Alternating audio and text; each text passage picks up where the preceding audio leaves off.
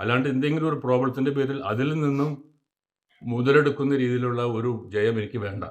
വാസ്തവത്തിൽ മനസ്സിലായില്ലേ? അത് ഞാൻ ഒരിക്കലും ഉദ്ദേശിക്കുന്നില്ല, ആഗ്രഹിക്കുന്നില്ല. അപ്പോൾ അതിനൊരു ഫൈറ്റ് ചെയ്ത് ജയിക്കുമ്പോഴാണ് അതിനൊരു സുഖം. ബേസിക്കലി ഞാനൊരു രാഷ്ട്രീയക്കാരനാണ്. അപ്പോൾ അതുകൊണ്ട് ഫൈറ്റിംഗ് ഇല്ലാതെ ഒരു ഒരു മത്സരമില്ലാതെ ജയിക്കുക എന്ന് പറഞ്ഞു കഴിഞ്ഞാൽ എനിക്ക് മോശമാണ്. എൻ്റെ വ്യക്തിത്വത്തിന് മോശം, എൻ്റെ ക്യാരക്ടറിന് മോശമാണ്.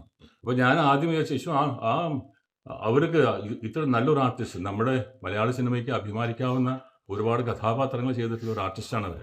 അപ്പോൾ അവരെന്നോ എന്നോ ചെയ്തിട്ട് അതും മാത്രമല്ല അവരൊരു ഒരു മോശം രീതിയിൽ പറഞ്ഞിട്ട് അവരുടെ പ്രൊഫഷൻ ചെയ്തിട്ടാണ്. Profession in the sense script ആവശ്യപ്പെടുന്ന രീതിയിലുള്ള സീനുകൾ ചെയ്യാനായിട്ടുള്ള നമ്മൾ ബാധ്യസ്ഥരാണ്. ഒരു as an actor, as an actress. അപ്പോൾ അവർക്ക് അങ്ങനെ കൊടുത്തു. പിന്നെ ഞാനൊന്ന് പറയാം.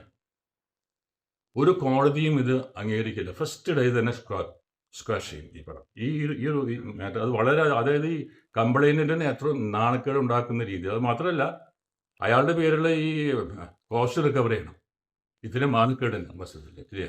ഒരു ആർട്ടിസ്റ്റിനെ ഒരു ഒരു കുടുംബിനിക്ക് എഗൻസ്റ്റ് ആയിട്ട് ആവശ്യമില്ലാത്ത കുറേ കാര്യങ്ങൾ, ഇമ്മോറാലിറ്റി, ഇമ്മോറൽ ട്രാഫിക് എന്നൊക്കെ പറഞ്ഞിട്ട് സങ്കടമാവും നമുക്ക് വസ്തുതയിൽ.